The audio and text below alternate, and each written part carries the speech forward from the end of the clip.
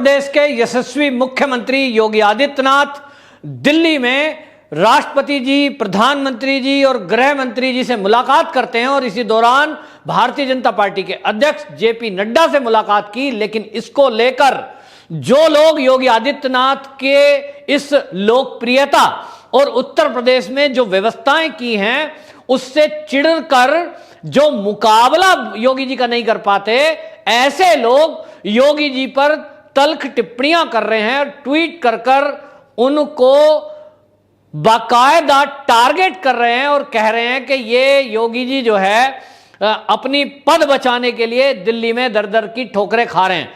आपको बताएं, समाजवादी पार्टी के प्रमुख अखिलेश यादव ने एक ट्वीट किया है योगी जी की इस मुलाकात को लेकर। उन्होंने लिखा, पद भिक्षा की खातिर देश के सबसे बड़े सूबे के सूबेदार दुर्दन ऐसे आ गए कि दर दर भटक रहे हैं दिल्ली दरबार में।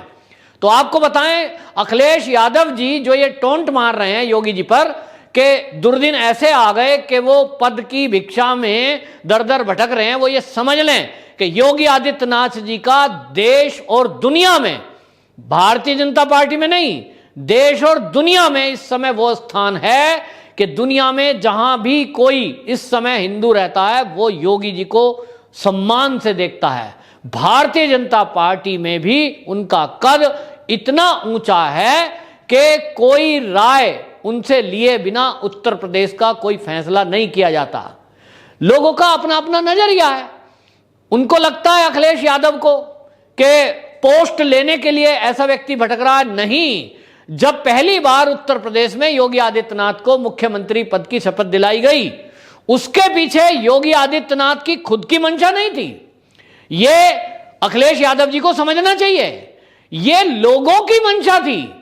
आपको अगर याद हो, अखिलेश यादव जी, आप राजनीति में हैं, अगर याददाश्त थोड़ी ठीक है तो याद करिए कि जब आपने 10 साल पहले लगभग जो चुनाव हारा था योगी आदित्यनाथ जी के नेतृत्व वाला, प्रदेश से यह मांग उठी थी कि योगी आदित्यनाथ को प्रदेश का मुख्यमंत्री बनाया जाए, क्योंकि समाजवादी शासन में गुंडागर्दी, लूट, हत्याएं, वसूली और जिहादी मानसिकताओं की बदतमीजियां इतनी बढ़ गई थी कि लोगों को लगा कि इस समय यदि कट्टर हिंदूवाद को लेकर चलने वाला योगी आदित्यनाथ प्रदेश का मुख्यमंत्री नहीं बना तो यहां कंट्रोल करना मुश्किल होगा।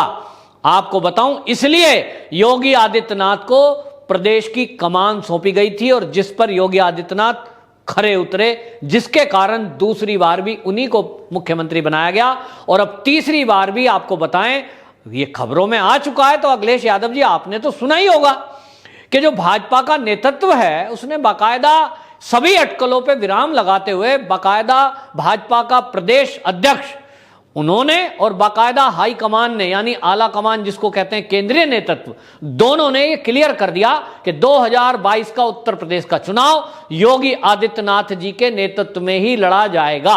जब ये घोषणा हो चुकी है तब ऐसे ट्वीट का क्या मतलब है अखिलेश जी, जैसा आप ट्वीट कर रहे हो कि योगी आदित्यनाथ पद के लिए दर दर भटक रहे हैं। अरे भैया, उन्होंने 5 साल जो तीसरी बार का है वो दूसरी बार में 5 साल में 4 साल तो पूरे ही कर लिए। अब चुनाव होने में दिन कितने बचे हैं जो योगी आदित्यनाथ जी को पद की चिंता होगी? पद की चिंता तो उनको होती है जिनको कहीं पैतृक संपत्ति के रूप में राजनीति मिलती है और उनको पद में बिठा दिया जाता है, जैसे कि आपको बिठाया गया था। पापा जी आपके मुख्यमंत्री थे, पापा जी राजनीति में थे, तो पिताजी की राजनीति के कारण पकी पकाई खिचड़ी खाने को मिल गई तो आपको मुख्यमंत्री बना दिया गया। पता कुछ है नहीं, राजनीति कैसे करनी है, बात कैसे करनी है, बड़ों का बुजुर्गों का सम्मान कैसे करना है, आपकी अहंकारी भाषा से झलकता था और आप तो अपने पिता का अपमान करने से भी नहीं चूकते थे इस अहंकार के कारण। अगर मेहनत करके योगी आदित्यनाथ जी की तरह आप राजनीति में आए होते, एक आम साधारण परिवार से और संत बनने के बाद की प्रक्रिया के बाद देश और समाज की पीड़ा लेकर दिल में आप समाज राजनीति में आए होते तो पता लगता कि पद से ज्यादा सेवा जरूरी है।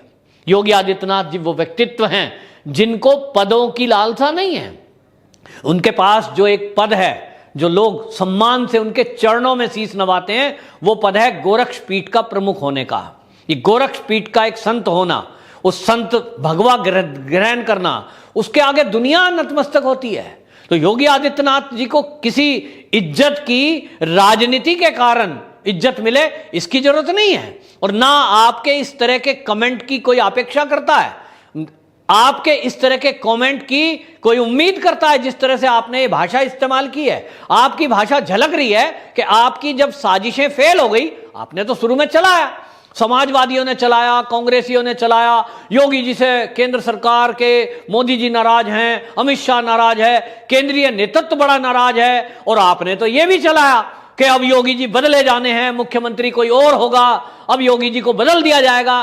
अरे भैया, आपके सारे ड्रामे, आपके सारे षड्यंत्र, आपकी सब फेक न्यूज सब बेकार हो गई जिस दिन मोदी जी ने उनको तुरंत मिलने के लिए बुलाया। ये ऐसे आप जैसे लोगों के मुंह पे एक तमाचा था जो लोग ये कह रहे थे कि मोदी जी और अमित शाह तो योगी जी से नाराज हैं। तो भैया, राष्ट्रपति जी से भी मिल रहे हैं, वो उनका एक संस्कार है, योगी जी का ये एक संस्कार है। भारतीय जनता पार्टी का कोई भी कार्यकर्ता योगी जी की जगह अगर होता, वो यही करता जो योगी जी कर रहे हैं। इसमें परंपरा है, अपने परिवार के बुजुर्गों से, अपने परिवार के बड़ों से मिलना, उनके साथ बैठकर कोई भी निर्णय लेना हो उनकी सलाह से लेना।